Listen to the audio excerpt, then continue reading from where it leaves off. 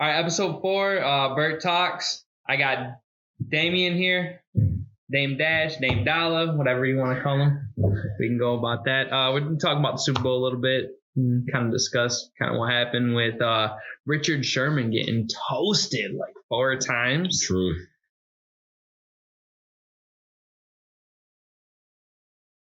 Oh man, they don't have enough firepower, man. Like I've been saying that the whole season. Like that defense was strong, and that defense kept them in it.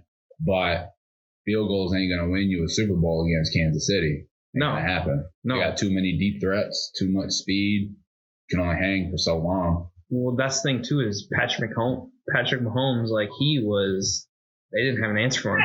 No, he just tore him apart, like torched him. Mm-hmm. There was nothing, and like, dude, the hits that he took, that one that he was running and he collided with the cornerback. I don't even know the dude's name from San Francisco that they collided with, but he hit that dude, and Mahomes hopped up like, "What's up? I'm good." Right. And the other dude was like, laying on the ground. Right. So it was. He played like a grown man. That's for sure. You know. He just looked like he wanted it more. Mm-hmm. Yeah. The thing that I thought was funny is that on Twitter, I forgot who was calling out Sherman. Like, he's like, I got a Super Bowl to prepare for. Well, obviously he didn't prepare enough because literally got torched. Got caught on his heels way too many times. Yeah. Mm-hmm. Tyreek is way too fast. Oh, you know, dude is nuts. Right. And then Tyreek's a strong route runner too. Like he's not just fast. Like he plants his foot and he just makes you look foolish. You know. My big thing with Mahomes is that they just couldn't contain him. You know. Mm-hmm. So once he had enough time, move the pocket around, offensive line gave him enough time, and he would just make plays happen. The one thing too is this is his 3rd year. Yeah, that's it. 3rd year, and everyone's saying about, oh, this kid isn't elite. This kid isn't elite. Mm-hmm. What more do you need to see elite? This man carried that team through the entire season to a Super Bowl. Right. And I mean, even when you saw him down earlier in the playoffs, I mean, they were down. I thought the Titans were going to run away with it. And then all of a sudden it was like, Patrick Mahomes was laying back, and he's like, "God, I'm going to sit forward now. I'm going to look at this. I'm going to get ready to play now." Okay, so we let them get a lead. Now we can make us look good. Mm-hmm. They did it in all their playoff games this season, like all of them. They were down against Tennessee. They were down against Houston, and they just rallied back.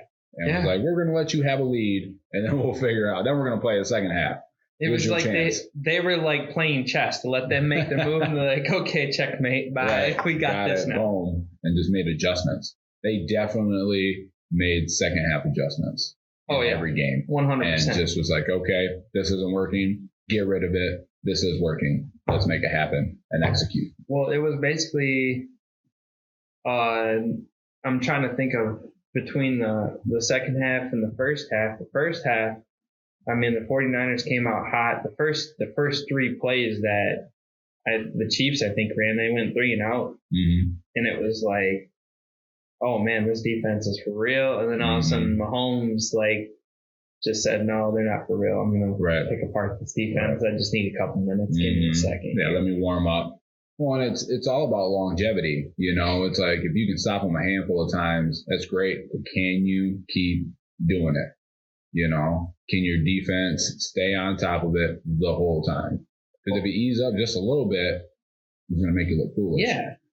And the thing is with Garoppolo, he's a good quarterback, but it seems like he's one of those guys that fits that position right there. Because they run I saw a statistic that it was like 72% of the time they ran the ball, which, I mean, good for you if you can do that. You can do that, yeah. But they couldn't do that. And then when they had to lean on Garoppolo for his passing game, it was just like, where you at? What's going on? Then I feel like that you were right. That defense carried them the whole season. Mm-hmm. Like that's all they had was their defense. Yep. Their offense was run. Mm-hmm. Sorry, but it's not 1967 anymore. Right. No more leather helmets. Yeah, that's the deep ball is where it's at, you know, and that it makes it very hard to come from behind if your defense can't stop them, and then you don't have a deep game. Yeah. Like if you can't throw the ball deep, and all you got to do is run for 5 yards, 7 yards, and I mean after a while you got to throw it. Well, they had the one play up the sideline that Garoppolo overthrew him, and he had him toasted. If that's any somewhat elite quarterback in the game, like that ball's in the money. Yeah. That's Aaron Rodgers. That's, even Matt Stafford. Any of those guys, that ball's in there. Like that's something that you got to have, especially in a big game like that. Right. That's a huge momentum twist, especially, 60-yard bomb for a TD. Yeah. I didn't even watch a lot of 49ers games, but I will say it just seems like that Garoppolo is more of like a game manager. Like he's just not going to lose you the game, but he's also not going to play lights out and win you a game either. Like he's not going to have astronomical stats for 400, 450 passing yards, throw 4 TDs. No, he's going to not make mistakes, kind of throw the ball down the field, complete the slants and the hitches and stuff like that. But I mean, after a while, it only works for so long, Well, that's the thing. When you need someone to step up, that's the guy who touches the ball every single offensive play. Every play. I mean, that's the guy that you need to have that ability. Like, there's no way around it. Like, I don't think I've ever seen a Super Bowl champion that had. Well, I take that back. The Ravens when they had Flacco because then they won the Super Bowl when they had Flacco when they had Flacco. But that was their defense. The defense was ridiculous. Yeah, Ed Reed, Ray Lewis, that was a completely different dynamic. That defense is not comparable to the 49ers. No, not one bit. There's not a Ray Lewis lurking on the field waiting to just actually take someone's head off. Right, and then get up and be happy about it. You think about coming across the middle and you're extended out, getting ready to catch a pass, and all of a sudden you hear this. Yeah, boom, exactly. Done. You're going to get skittish. There's nobody in that linebacking core that makes you feel like that. Oh, no. Not one bit. They don't have that kind of presence. They have a strong defense. I will admit that, but not that kind of presence. Yeah. It was kind of cool to actually see, Andy Reid win the Super Bowl. And the crazy kind of stat of that was what, 220th win? And he won the Super Bowl on 220. Yeah. Like, I saw that stat on there, and I'm just like, who sits back and thinks of all this stuff? Like, right. Who just analyzes it like that. Because he's never really been a bad coach. No. He did well when he was with the Eagles, and then they changed their mind and they went somewhere else and went to Kansas City. And it wasn't the best situation that he was handed when he got there, but he slowly developed that team and put the pieces in place where he needed them. Because he had Alex Smith for a while, which Alex Smith is a prime example of a game manager. Like he's not a lights out quarterback by any means. Exactly. He's going to complete 20 for 25, throw, 7 interceptions all season, but he's going to throw 15 touchdowns maybe in 17 games. Well, the thing is too, when he first got to Kansas City, I think that was when Jamal Charles was there. And Jamal Charles was a beast. And then his knee. Yep. And he was done. Like he I don't think I've ever seen him step foot on the field and put up the numbers that he did. And like that was a huge blow to that organization because they leaned on Jamal Charles for a lot of stuff. Right. This is probably the first year where they haven't had just like an outstanding running back. Like Damian Williams is good, but he was who was it? Hunt. You know what I mean? Hunt was wild. Back when they used to have Priest Holmes, they used to have Jamal Charles, they always had a stout running game and a mediocre passing game. And now the tide has kind of turned a little bit. Now they got Damian Williams can do just enough. You know what I mean? He has hands out of the backfield. You get him in open field. He's going to run some yards and make some good contact. Very physical runner. But like with that being said, like there's no like on that team. You got Tyreek Hill and you got Kelsey for receivers. But other than that, there's no real like standout wideout out there because everybody kind of gave up on Sammy Watkins years ago. Yeah. Years ago when he was in Buffalo. They're like, yeah, we're over this. Just let Sammy go. Mhm. Every year I draft him in fantasy, and for some reason I'm like, oh, I'm getting slamming Sammy. I'm taking Sammy. Yep. And next thing you know, I take him. He has one solid good game, gets me 30 points, and it's like 2, 5, 3. Watkins is out, questionable. Yep. 4, 16. Yeah. And then I'm like, oh, I'm going to put him back in, and it's like 1, 5. Yeah. It's just like, meh. So, yeah, we all kind of gave up on Sammy a long time ago, but he actually He had a very good game. Yes, he did. He got a open. touchdown. Mm-hmm. I think he did. Yeah. Mm-hmm. Yeah, I was sitting there when I was watching the game and kind of just watching how Mahomes comes through. I mean, and the way that he just, it's insane on how young the kid is. And he comes out and he basically takes a look at the defense and then basically improvises to what he needs to do. Mm-hmm. And he's not afraid to get hit. Right. Plus, he's smart. He doesn't turn the ball over, and he knows when not to take a hit. Like, how do you stop the kid? Right. That's the thing. Like, how do you prepare for a guy like Mahomes? Right. You can only make so many adjustments to somebody who's not scared, very football smart, and mobile. And he's got a cannon. Yep. Like an absolute cannon. Wherever he needs to, there's a sidearm flick, and that thing goes for a mile. Oh yeah, and that's the thing. That's what Vic had when Vic was like in Atlanta. Mm-hmm. And I was just watching that 30 for 30 Vic, and I never really noticed his arm slot when he actually was here, and it would just go. Yep. And that's the same thing you see with Mahomes. Oh yeah, yeah. Vic would put that bad boy on a rope. He just didn't have the size, and B, just didn't play as smart, you know what I mean? Mm-hmm. Ball security wise. Yeah. You know, he would be a little bit more loosey goosey with the football, you know, and take some more unnecessary hits. And he's probably 40, 50 pounds lighter than what Mahomes is. You know, he's a little bit shorter, but you let him get in open space though. He was wild. Yeah. Oh yeah. He was wild. 100%. Mm-hmm.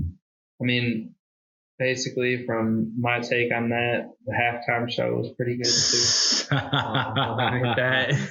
Oh man, anything to pile up controversy. You know, what I will say about that is that Shakira and Jennifer Lopez are very talented, successful women. They're good at what they do.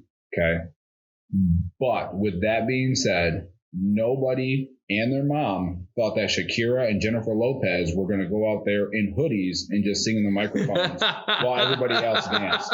Like, you knew what you were getting into, truly. You know, she's 50, she's 43, and they're proud of what they got. They got there by doing it. They've been doing it for I'm in that good a shape at 50. Right. Like, she is like, I wish. 50 and looks 26. She looks better than A-Rod. Well, that's because the PEDs and everything. We're not going to get into that. We won't talk about A-Rod. He's the strain on my Yankees. Mr. April, Miss October. Mm-hmm. Oh yeah, but it's. I mean, do you think they repeat? Kansas City? Yes.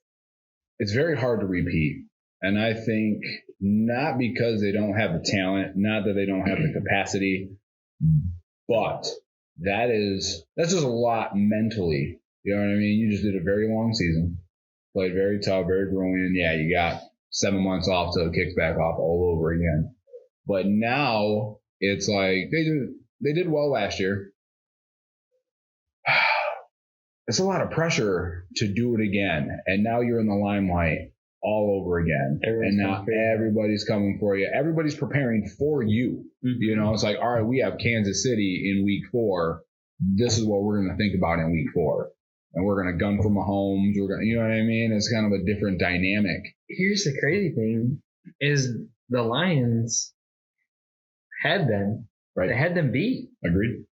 And they lost it in the fourth quarter. Mm-hmm. I mean, there was some questionable things that happened, but I mean, all in all, we're used to that. I mean, obviously you need to play through that. The refs didn't change all year. Right.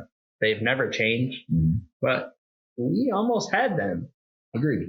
And I mean, I know almost counts only in horseshoes and hand grenades, but still, I mean, you're that close. And then the year that the Patriots won the Super Bowl, we smacked the Patriots. True. Like they came into Detroit and we smacked them in the jaw. Agreed.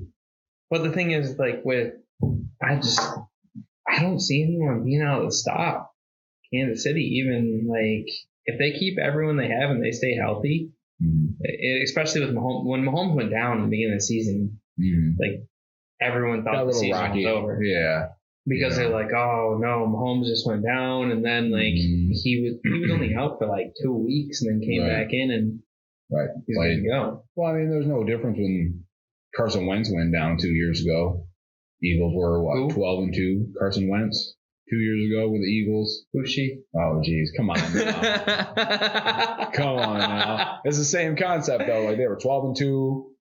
Season was theirs, and then Carson Wentz goes down, and then Nick Foles steps up and just plays better. Yeah. That's what I was doing. Right. Carson Wentz got him there. Nick Holmes drove it home. He closed out the season. It's kind of the same thing. I mean, to win Super Bowls back-to-back is super hard. You know what I mean? It truly is. Because you got to go out there and you got to win every game. And Andy Reid is a good coach. I don't know if they can do it again. Well, I would hope not, because I would rather see the Lions win the Super Bowl. What I was trying to get at is we can take the Super Bowl, because we almost had the Super Bowl chance. Here's my problem with the Lions. I grew up a Lions fan, and I still am a Lions fan. My only problem is they don't play 4 quarters. They play like 3. Like 2.5. So, like 2.5. Like if they could play 4 quarters of football, perfect. Yeah. You know what I mean? They'll have a great season. They can't finish. They get sloppy. Like I'm pretty sure they led in there was 75% of their games against Green Bay, where they were never losing to Green Bay any second of the game, and they still lost every game to Green Bay. Yeah, it's wild. Like only the Lions can do that. Right. There's no other way around that. Only the Lions can do that. So let me ask you this. Other than your biased opinion of the Lions, because we all know they need a lot more help. And I've been saying this for years, and I'll say it in this recording right now. Matthew Stafford is not the answer. No. I've been saying for 5 years, what you need to do is draft somebody big in the first quarter, let him play behind Stafford for a little bit, and at least he has no motivation to play better. You know what I mean? He's like, who on this team is going to throw the rock better than I am right now? Nobody. So he has no desire to, go out there and show out. No job security because nobody's hurting. They all think that he's, better than now, and he's not it, man. Like we need quarterback change. We need a running game. We need to get a running back that's not a China doll.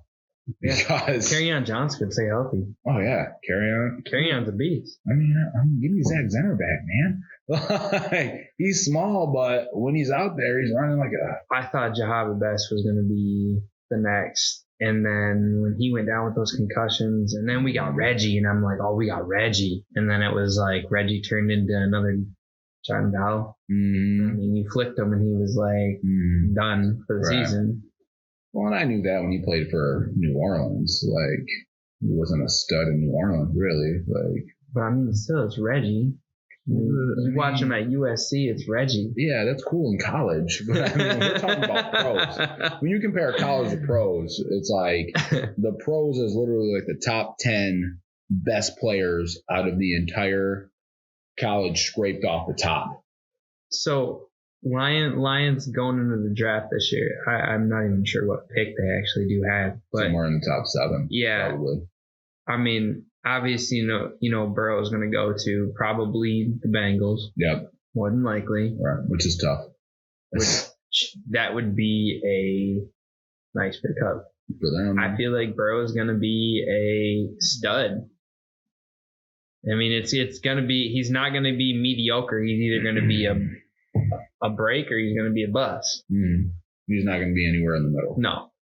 Here's the problem with that is you take a guy like Burrows who can play lights out at LSU, and then it's like, okay, now you need to do exactly what you did in LSU at the NFL level. and have zero time to adapt. Mm-hmm. How many quarterbacks have been successful at doing that, coming right out of college and playing stellar their first even 2 years, besides Patrick Mahomes? And Patrick Mahomes didn't even start right away. No. You know what I mean? He rode the pine for a little bit, sat back, had some time, got acclimated. Aaron Rodgers didn't start right away. He was behind Favre. He sat for 3 years until they put him in? Like, to come straight out of college and be like, oh, guess what? We are the worst team in the NFL. You need to carry us to the promised land. It's like, good luck, you know? And we're going to send you out here with the worst team in the NFL, and we're going to go up against some of the strongest competition, because it's not like the Bengals are in a terrible division. They're in the AFC. You know what I mean? And I knew it. I said this the moment the playoffs started. Whoever won the NFC was winning the Super Bowl. Even if it would have been Houston, I think Houston would have beat San Francisco, in my opinion. Mm-hmm. I think there's just a lot of speed and a lot of talent over there. And I think eventually that the 49ers would have just fell apart. You know what I mean? Towards the end. Kind of like what they did. You know, here's what does scare me about the Kansas City Chiefs going into the future.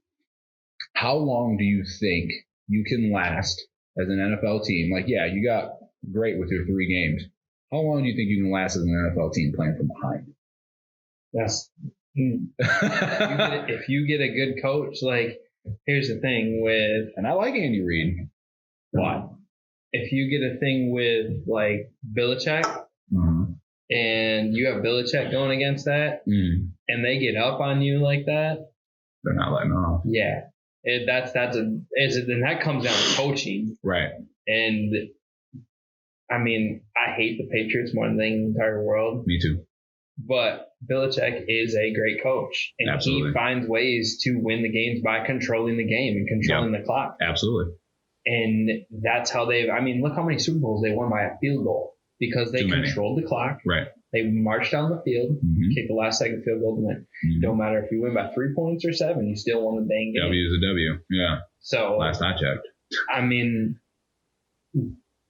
that's one thing that Kansas City does need to change, is that right. You can't drop from behind like that. I mean, the 21 point, give up 21 points and then come back and win by 30 is not going to happen all season long. No, it's not going to happen. Someone's going to come up and smack you in the mouth, and they're going to be like, "Oh crap!" And then they're going to keep punching you when you're on the ground. Yeah, it's not going to happen. You got to play the first half of football. You know what I mean? You can't come out like that and be like, "All right, well, we're just warming up." Like, it's not going to happen every time.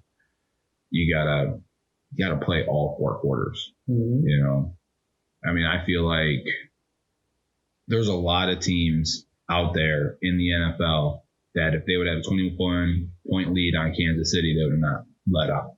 They would have just kept going for it and just stay on them. Because that's what you got to do.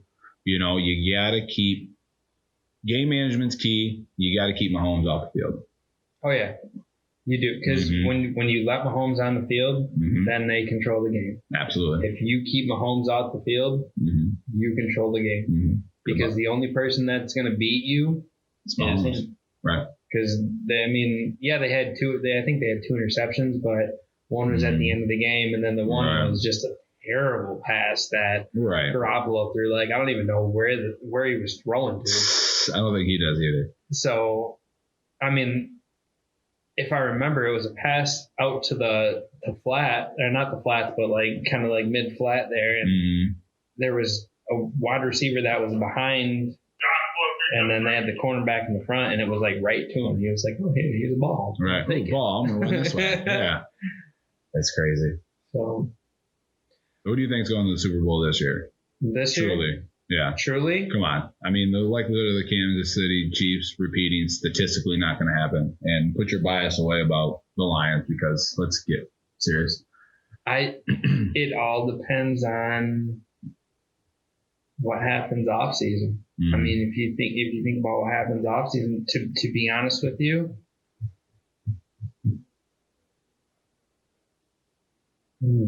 NFC is kind of hard. AFC is a little bit easier. I mean, you got. If you had to tell me to pick right now, I'd probably say Ravens for the AFC, and I would see the Ravens beating the Chiefs to go to the Super Bowl. Mm-hmm. And NFC is just kind of a toss-up. Maybe I would probably say, depending on what Clowney does, and seeing how that defense changes and how that offense changes too. Because I mean, they pulled Marshawn, but is he going to stay? Is he right? What's going to happen there? Right. I mean, I would say probably Seahawks Ravens. If you had to have me pick right now and say, hey, not changing anything, same rosters going in, same no big trades, no big nothing. I'm saying Ravens Seahawks. Lamar Jackson for longevity makes me nervous because I get it. Yeah, I mean, he's a big dude, but he plays wild, and I think he takes too many hits. He does. I think he's going to take too many hits, and 5 years down the road, he's going to be out. You know, truly, I don't think he's not, as a quarterback, you're not designed to take that many shots. And you shouldn't, because you literally touch the ball every snap. Your running backs don't even touch the ball every snap. You know what I mean? Mm-hmm. So for you to put the ball in your hands that many times, and then when the game's on the line, you are more reliant on your own legs than the rest of your team, there's going to be a problem down the road. Well, that's how Vic was. All right. Vic was more reliant on his own legs, and then you saw ankle injuries, you saw ribs, you saw... And then after his little stint, what happened, and then he went to Philly. I mean, he was healthy. When he was healthy, he was good. But he got out of the pocket the 1-2 times, and he got wrecked. And then he was out for 4 games. And it's just like, okay, now it starts with the injuries again. So he couldn't stay healthy after that. But, I mean, you saw how he got out. And that's the thing with Lamar. Lamar reminds me a lot of Vic and how he plays. Whereas Mahomes reminds me a lot more of Steve Young when you look at the two. Because, I mean, Steve Young, he could scramble and he took hits, but he knew when not to take a hit. Right. And he didn't turn the ball over much. I mean, he had his fair share of turnovers, obviously. Every quarterback's going to. You're going to, yeah. But, I mean, if you had to compare the two, I'd say Mahomes kind of, if you throw left-handed on Mahomes, I see a lot of Steve Young. And when you look at Lamar, I see a lot of Mike Vick because he tries to make stuff happen with his feet. Everyone said Vick is the best running back who can throw the ball in the game. Word. Other than LaDainian Tomlinson, he did well. His passing percentage was high. Okay. All right. I don't know. So what about Tannenhill, though? You don't think he's that good? I don't think Tannehill does anything. You know what? I think Tennessee goes back. I think Tennessee repeats, and I think Tennessee finds a way back into the AFC. And I think they win an AFC championship. I mean, Derrick Henry plays like a grown man. If you add a little bit more talent to your receiving corps, and give me one more solid offensive lineman to give Tannehill half a second in that pocket and watch him pick defenses apart. I mean, I think he's good. If Derrick Henry stays healthy, just because he's 278 pounds, man. The man gets the ball and gets hit and still gains 7 yards. Right. He falls for 3. You know what I mean? You can trip him in the backfield and he's going to cross the line. If you put that man next to like a middle linebacker, he's the same size. He's bigger. Most linebackers, I mean, like insane. Even the good ones, like the Vrabels and the Urlachers, I mean, they're only 6'1", 6'2", you know what I mean? Yeah, but like, dude is 6'3", and most linebackers don't weigh 260 pounds either.